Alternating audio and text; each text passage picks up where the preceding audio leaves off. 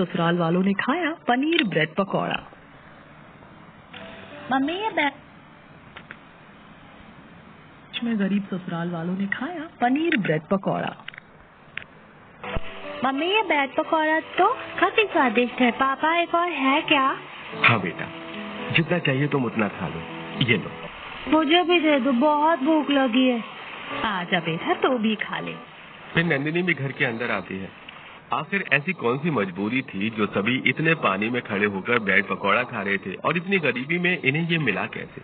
चलिए जानते हैं क्या हुआ इनके साथ जो पूरा घर पानी से भर गया। अम्मा, बाहर इतनी बारिश हो रही है, अभी अभी छत पर मिट्टी का लेप लगा कर आ रही हूँ, लेकिन ऐसी ही बारिश होती रही तो छत का टपकना ज्यादा देर तक नहीं टिक पाएगा। बेटा, सुनने में आ रहा है कि पूरे गांव में पानी भरा है। तभी प्रेम बाहर से राशन लेकर आता है। भाग्यवान, ये लो, ये 1 किलो चावल, दाल और आटा और राशन। जरा संभाल कर इस्तेमाल करना, बाहर पूरा गांव बारिश के पानी से भर गया है, बाहर जाना भी बहुत मुश्किल है। ठीक है जी, अभी रोटी बना लेती हूँ, सुबह में दाल चावल बना दूंगी। फिर विनीता चूल्हे पर सबके लिए रोटियां सेकती है और सभी को खाना परोसती है। भाभी, क्या हम सूखी रोटी खाएंगे? बेटा, सूखी रोटी भी बड़े नसीब से मिली है, शुक्र मनाओ। मेरी तो किस्मत फूट गई है जो मैं इस घर में पैदा हुई। दीदी, मैं प्याज और हरी मिर्च काट कर उसमें नमक मिला कर दे देती हूँ, उससे खा लो आप। फिर विनीता मिर्च और प्याज काट कर उसमें नमक मिलाकर सभी को खाने के लिए देती है। सभी खाना खा रहे होते हैं कि तभी ये क्या, बस एक रोटी भाभी, मुझे एक और रोटी दो, एक रोटी में मेरा कुछ नहीं होगा। दामाद जी, सभी के हिस्से में एक एक रोटी ही आई है। बाहर बारिश है, अगर अभी सारा राशन खत्म हो गया तो कल के लिए नहीं बचेगा। अभी तो बस काट कपट कर चलाना होगा। देख रही हो नंदिनी, अब तुम्हारे घर वालों को मेरे खाने में भी दिक्कत होने लगी है। एक तो इस बेकार से टपकती छत के घर में रहो और अब खाने के लिए भी ढंग से नहीं मिल रहा है मुझे। भाभी, आपको मेरे और मेरे पति से इतनी प्रॉब्लम क्यों है? लो जी, आप मेरी रोटी खा लो, मैं भूखी रह लूंगी।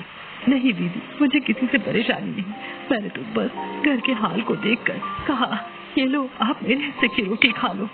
लेकिन विनीता, मुझे भूख नहीं है जी। विनीता अपने हिस्से की रोटी ननद को देकर भूखी ही सो जाती है।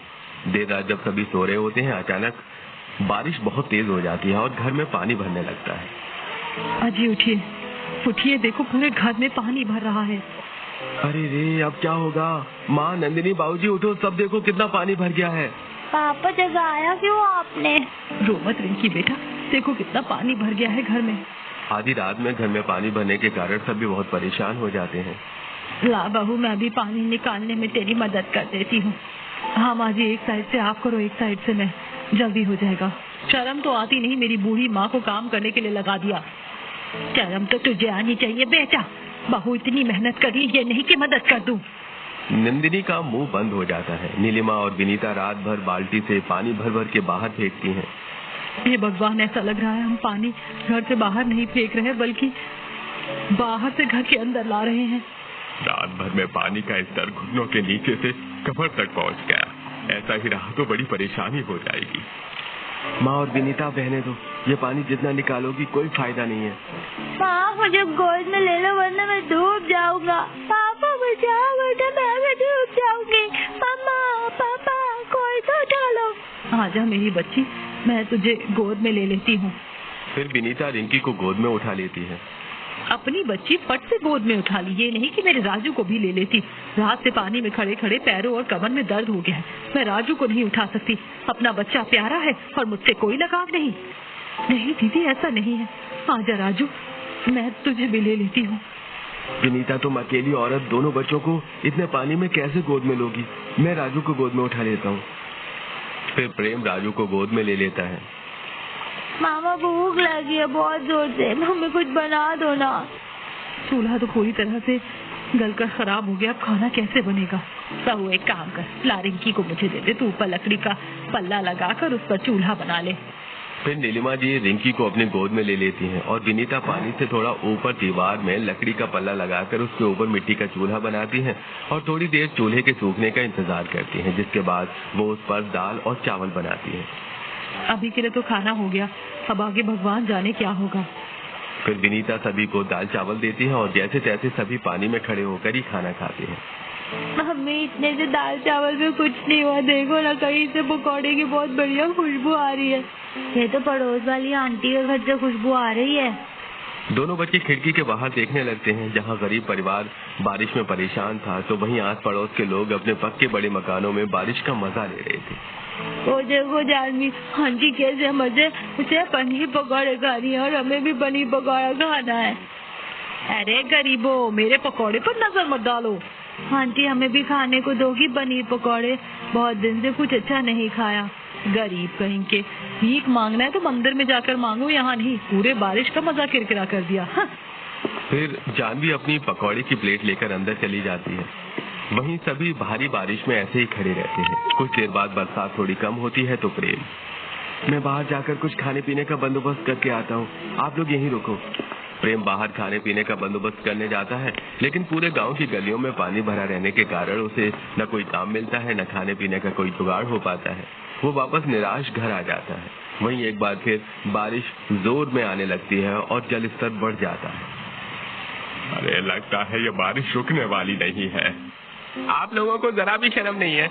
मैं आप सबका दामाद हूँ। इतनी बारिश में आपकी वजह से मुझे कितनी तकलीफ हो रही है पता भी है। भाभी अब भूख लगी है, कुछ खाने के लिए बनाओ।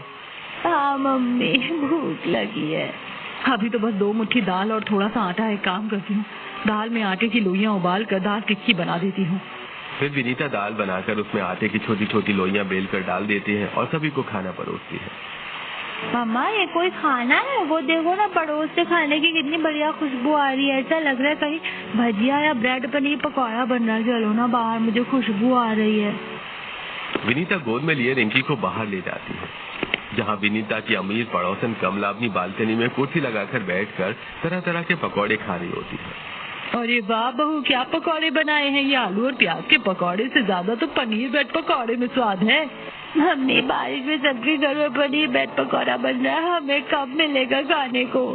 नहीं बेटा, हम इतना महंगा खाना कहीं अफोर्ड नहीं कर पाएंगे। वो अमीरों के खाने की चीज है। कमला रिंकी और विनीता को उन्हें देखते हुए देख लेती है।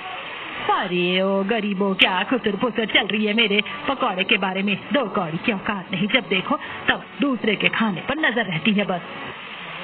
पहले जानवी और फिर कमला की बातें विनीता को तीर के जैसी चुभती हैं। वो रिंकी को लेकर घर के अंदर आ जाती है। सभी पानी में खड़े खड़े ही बहू का बनाया दाल टिक्की खाते हैं और अपनी किस्मत को कोसते रहते हैं।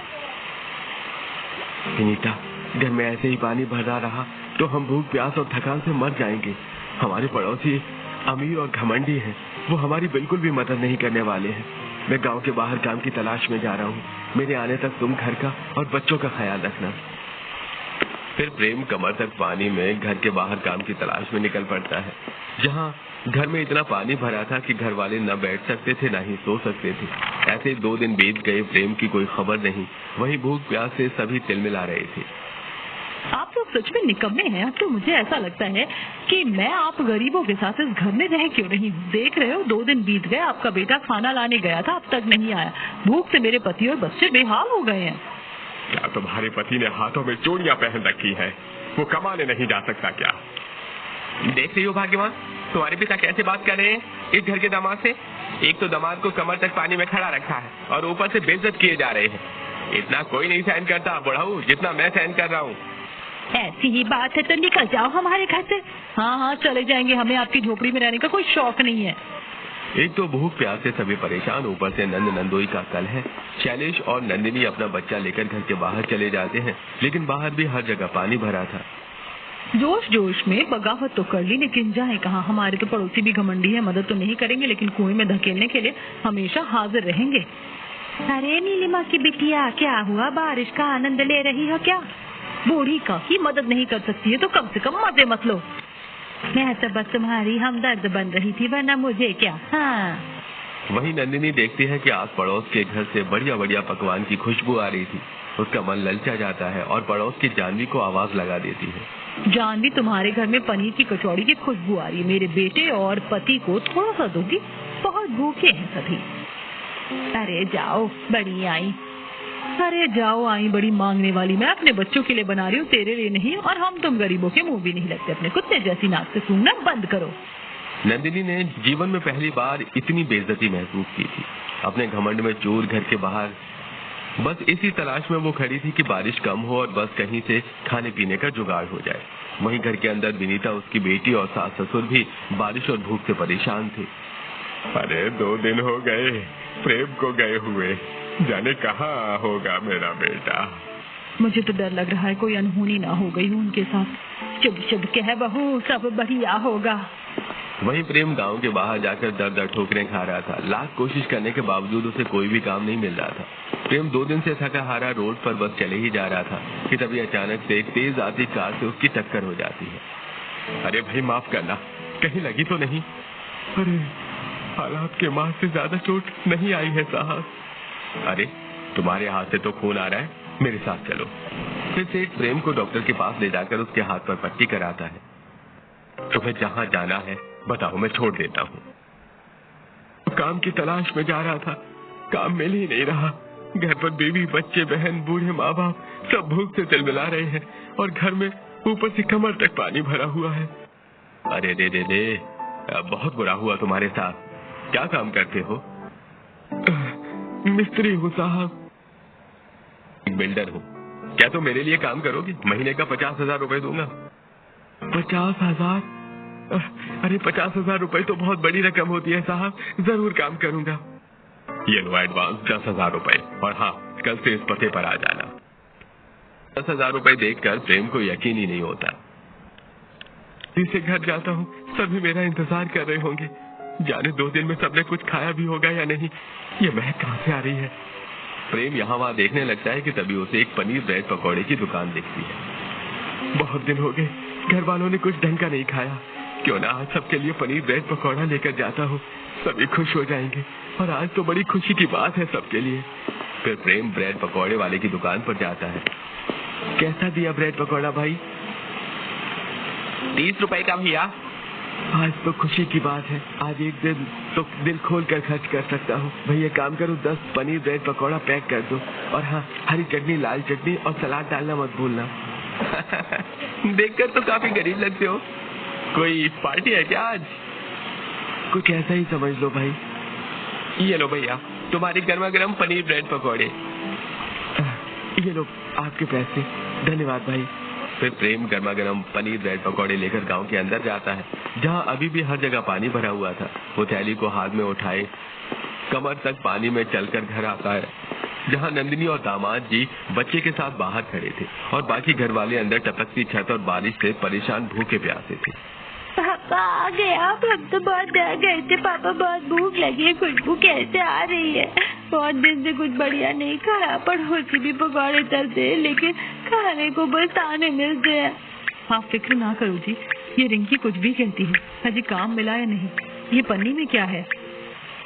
अरे भाग्यवान, काम भी मिल गया और 10,000 रुपए एडवांस मिले हैं। ये लो, मैं आज सभी के लिए पनीर ब्रेड पकौड़े लाया हूँ। पनीर ब्रेड पकौड़े का नाम सुनकर ही सभी के चेहरे पर एक बड़ी सी मुस्कान आ जाती है। आज तो बहुत दिन बाद कुछ बढ़िया खाने को मिलेगा। जिसके बाद विनीता सभी को पनीर ब्रेड पकौड़े निकाल कर देती है और सभी बड़े ही चाव से ब्रेड पकौड़े खाने लगते हैं। आज सभी की आंखों में खुशी के आंसू थे। पनीर ब्रेड पकौड़े के साथ उन्हें एक बेहतर जीवन की उम्मीद मिली थी। वहीं नंदिनी बाहर से सभी को खाते हुए देख रही होती है। क्या मैं इतनी बुरी हो गई हूँ कि आप लोगों को चुभने लगी? मुझे किसी ने पूछा तक नहीं। तुम भी अंदर आ जाओ नंदिनी जी, और लो, सभी के लिए मैं ब्रेड पनीर पकौड़ा लाया हूँ। लो जीजा जी, खाओ, आपके लिए 2 लाया हूँ। साले साहब, एक ही बहुत है, माफ करना भाई। मैंने तुम्हें इस मुश्किल घड़ी में भी बहुत तंग किया। ये आपके लिए भाभी, उस दिन आपने अपने हिस्से की रोटी दी थी ना।